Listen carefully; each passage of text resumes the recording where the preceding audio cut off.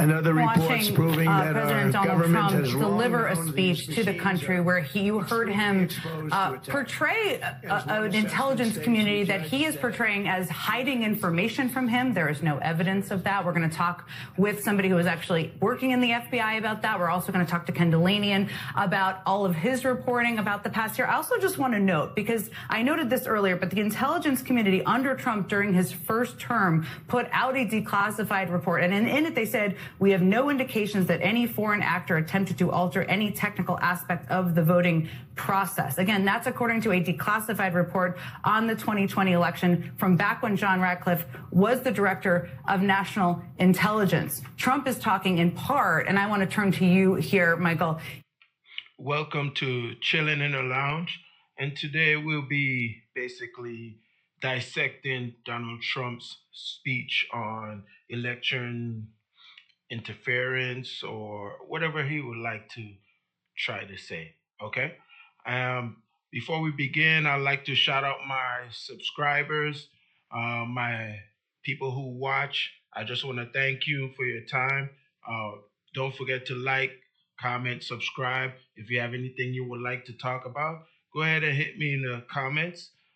Hit the alert button to get notifications whenever I post a video. All right. Thanks, guys. We're going to go ahead and continue and look at this information and see what it says. He's talking in large part here about raw intelligence. They can be tips. They can be just calls that come into the FBI. A lot of those are just thrown out, thousands of them, even on a daily basis. Explain to people watching who just heard him kind of portray a universe where the intelligence community is hiding information from him, how this actually works, why raw intelligence wouldn't be even presented to a candidate or put out publicly. Yeah, so the intelligence community collects easily hundreds of thousands of data points any given day. They collect it from human spies. They collect it from signals intelligence. They collect it from electronic signatures and environmental variables in any given geographic area. And a lot of what they get turns out not to be true. So if I call the CIA or I call the FBI with a tip, there is a record, a documentation of what I said, but that doesn't mean it's been verified. That doesn't mean it's been analyzed. And most importantly, that doesn't mean that it's true.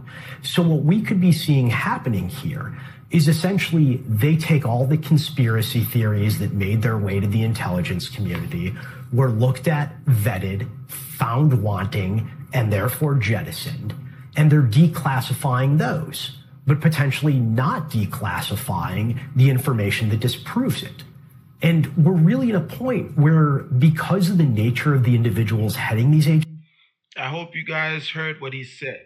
So this administration could be weaponizing whatever information that have been received to make it look like there's been something that has taken place that's against our elections or affects our elections.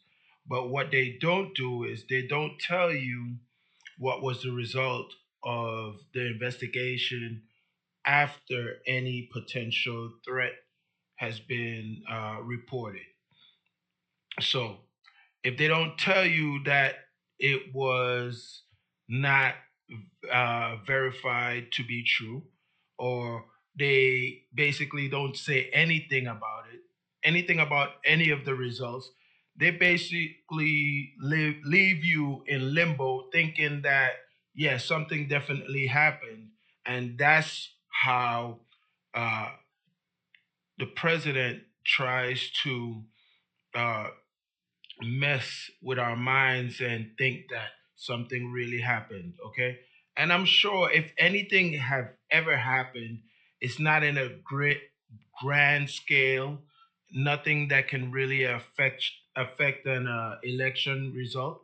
So, he's just opening the door to his voters and his MAGA people that he wants to basically build their hopes up.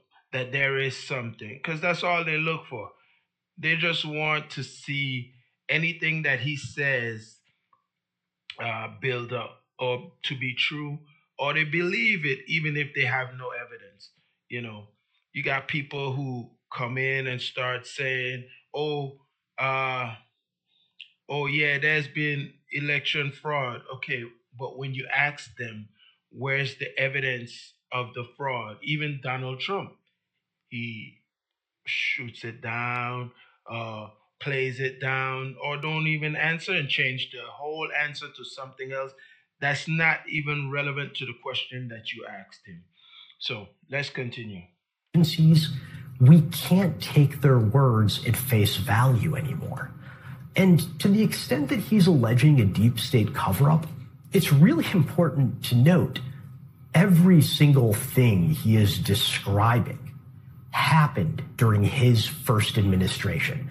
So if the intelligence community was against him, which I don't believe, having worked in it at the time, and if people were obfuscating what was actually going on or selectively editing the president's daily brief, those were the people he picked and put into power. So unless he's going to start blaming his own appointees instead of the career professionals who did their job like apolitical patriots every day of their careers, there's no reason we should take anything he's saying right now seriously. He also said something, and this struck you, I knew, Ken, when we were watching here together, about access to voter files. Now, I worked in politics long enough to know you can buy voter files. That's what state parties do, and it works differently in every state. But talk to me about your reaction to that, because he made it seem, again, like it was a big conspiracy, and we're here to kind of break down all of the BS around that. 100%. And that goes to what he's trying to do here. He's creating this perception that there's this deep state conspiracy, so that even if some of the things he said were true, they don't mean what he's saying they mean. And for example, this issue, he's told us that the Chinese have obtained 220 million U.S. voter files in 18 states. See, and the next thing that the president does is that he plays word games. They say certain things, and you have to pay attention to every word that they say. They're very strategic in how they say it, and they set it up in a way that it seems like what they're saying is real, is a threat, or against elections or anything, whatever the subject is. And the truth is, they're not actually telling you that it's not happening. They're making you believe that something has happened and it's true, but we don't have the answers. Okay, well, if China had messed with our elections, how did you become president? Does that mean that you're illegitimate? Does that mean that there's a problem that you shouldn't be president, or you shouldn't have been president? But they just conflate the information and they never give you results. Guess what? He has Todd Blanche, who's standing in for Pam Bondi, right? But why there's no action being taken against China? Why is nobody being arrested? Nobody's being blamed, but he's trying to begin a process of disinformation on his own. Bought, stolen, or hacked. But as you just said, a lot of these voter rolls are available for download. They're not secret records. Just because you obtain a voter record doesn't mean that you've hacked into an election system or changed the result of an election or are in a position to commit voter fraud. What the Chinese are doing as Michael knows but probably can't talk about, with this information, they for years have been gathering personal information on Americans. Remember, they hacked into the federal personnel database years ago. They've hacked into health insurance companies. They're doing that. The 2012 campaign. 100%. They're doing that not to change elections in the United States. They're doing that to compile a database so that they can identify American intelligence officers, so that they can target business people for exploitation, so that they can do the things that their intelligence agencies want to do. But as you just said, the intelligence community looked very hard at this, and they saw no evidence in 2020, and nothing Donald Trump said contradicts that China tried or did anything to change the result of an election in any state. What they did was they mounted an influence operation, as did Russia, was trying to get Donald Trump elected, and Iran was disfavoring Trump and favoring Biden. China, this report said, was relatively neutral, may have leaned against Trump in some instances, but they've been doing that for years. They're doing that right now. That's not the same as changing votes or hacking into voting machines. This is also part of, this speech is not happening in a vacuum. I think everybody watching knows that. It's a part of ongoing efforts here to poke questions into our voting system, to put questions into how the systems have operated in the past. Walk through with us. I guess both of you could help us here. And the truth is, it's working. His base is swallowing up this information like it's a baby just gathering information and trying to learn and grow. They're just taking anything he says in and then they push it out. You can see it if you're on social media, how it's being pushed out, all of that stuff. All of the other things that are happening. There's the SAVE Act that he's trying to push through. There's the effort to seize voting machines, as he did in Fulton County. What else are you seeing as a former law enforcement officer here in terms of what tools he's using? So the biggest thing that alarms me was a statement that Todd Blanche made some weeks ago in public, on the record, where he said he saw no problem with armed federal agents, in particular ICE, being at polling places. That is against the law. When I was carrying a badge and a gun on behalf of the United States, we were warned every 2 years, do not display anything identifying yourself as a federal law enforcement agent, even when you go vote in your personal capacity. There is such an noxious history of law enforcement being used to suppress votes during the Reconstruction and Jim Crow eras that eventually a statute was enacted preventing us from being anywhere near a polling place. The fact that they don't care if it's against the law. They're going to break the law like they've always been. Did they release the Epstein files? Nope. They didn't, because it doesn't matter who's in office. Who's going to give them a pardon if they're charged? We all know. So anybody who does wrong or does anything in support of the president, what does he do? He's gonna support them, and if they get any charges and he can pardon them, he's gonna do that exactly. So, and that's why there are no fair. Todd Blanche misstated the law to the American public in an effort to allow armed agents to be at polling places is really alarming to me, because aside from voter intimidation, I fail to see what legitimate purpose they could serve. And of course, well, you can. Well, the other major thing that's going on is this massive FBI investigation that you referenced, where they seized the ballots and 600 boxes of voting records in Fulton County. And now, as I reported recently, Kash Patel has ordered a surge of FBI analysts to do records checks in this case. And he set a deadline of the 17th of July. We don't know why he set that deadline. We don't know exactly what these people are doing. There's been reporting that they're trying to do signature matching. It looks like they're on the hunt for anything they can say about fraud in that election. If one or two non-citizens voted in Georgia, but nobody thinks that there was meaningful fraud such that would change 12,000 votes, and that was the margin in that race. And Republicans in that state investigated this many times over, and they found no evidence of that. And yet here you have the FBI devoted to that. And to me, that's not really about 2020. That's not changing. That's about sowing doubt in American elections going forward, and that's what he's doing tonight. Yeah, certainly a big part of it. I just want to bring Chris in, because Chris has been listening to this while we've all been talking about what we just heard. Chris, thank you for listening to it, first of all. What have you heard over the last, I guess, 10 minutes or so since we called out of that speech that's disturbing to you? What stuck out to you? Well, it got worse. I mean, in a little bit, it's a little bit like trying to argue with like a raving crazy person standing naked next to you on the subway claiming they're Jesus Christ, that they're not actually Jesus Christ. Like, well, you know, Jesus Christ was born 2,000 years ago and you're standing like, it's so off the table of what is, you know, plausible, rational. But one of the really insidious sections right after we got out is him basically saying, essentially, I'm paraphrasing here, that a whole bunch of foreign entities, Iran, China, I think North Korea, have the ability, the capability of essentially a mass hack of the voter system to change over votes. Now, my understanding is that that's just completely not true. I mean, if you're trying to hack the elections, wouldn't you have to hack all 50 states?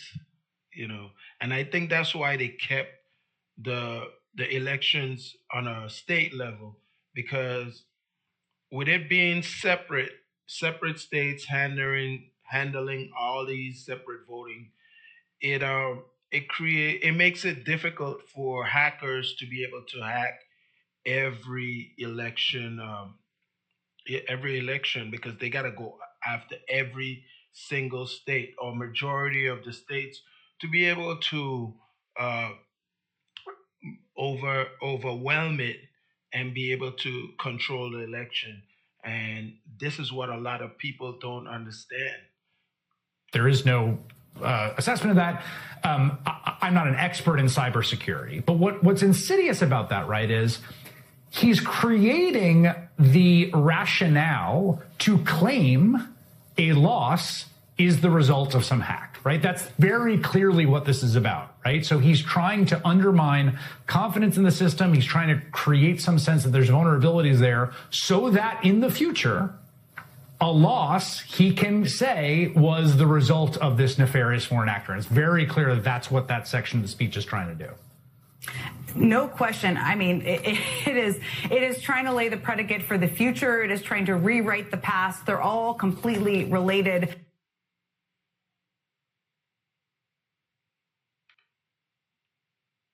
CBS News Executive Director of Elections and Surveys, your friend and mine, Anthony Salvanto, joins us now with even more stacks of voter ID records. Explain, Anthony, explain. They say you shouldn't, one-up the host, Major, but the gang here you one-up all you want. Has clearly worked harder to print out. Look, these are even more voter files, but it does illustrate the point. These from North Carolina, that these are available. And let me show you or tell you how these are used and how they're not.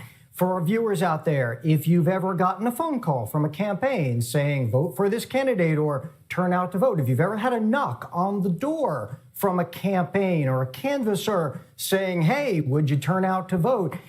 Chances are the campaign, as almost all do, got the voter rolls, and they use that to print out maps of the precincts or the neighborhoods where they're going to canvass. I made a map from the voter file here. It's via L2, which is a commercially available system for it. And that's the entire United States by household. That's why you don't see county breaks. You see it as individual households. The point being that this data is out there, and in many ways, it's kind of the lifeblood of politics and discourse and data. Frankly, for pollsters, good pollsters use it to sample or to reach out to people directly, and that's used all over. What it doesn't do, though, is just because you have a list doesn't mean you can go and change anything. You get the list to the, in the same way that I could get the roster for the Chicago Cubs, but I cannot play for the Cubs. So it's just information, and what you do with it is part of the political discourse, Major. And Anthony, I think our viewers might also be interested to know that this data helps us in our modeling when we are on election night, when you and I have been together at the big board, because if I understand it, I know, they're giving all this information, but we all know they're not going to care what you're telling them. All they care about is whatever the president says. And if the president says they cheated, they're going to believe they cheated. So he's going to rile up his base. He's going to do whatever he has to do to make sure that he sows doubt. And if they lose, just know it's going to be a problem. Would there be another riot? Well, I doubt it. But you never know. You know, they're brave enough to go out there. Gonna definitely cover their faces because that's what his base does. You know, the ones who follow him, believe in him, they don't want you to see who they are, but they're gonna try to fight because that's what he wanted them to do. So let's continue.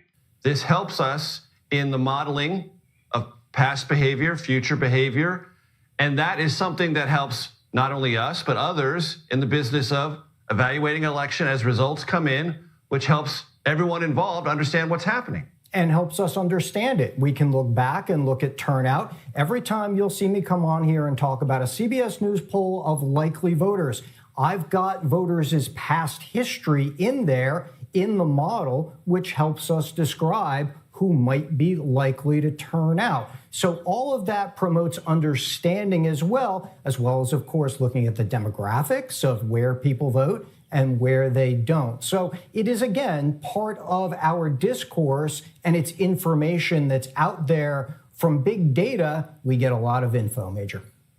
One more time, Anthony, hold up the big stack so I can show our audience the cartridges sacrificed, the trees also sacrificed to make our point that this is readily available data. Anthony Salvanto, thank you very much. You got it, man. CBS News Executive Director.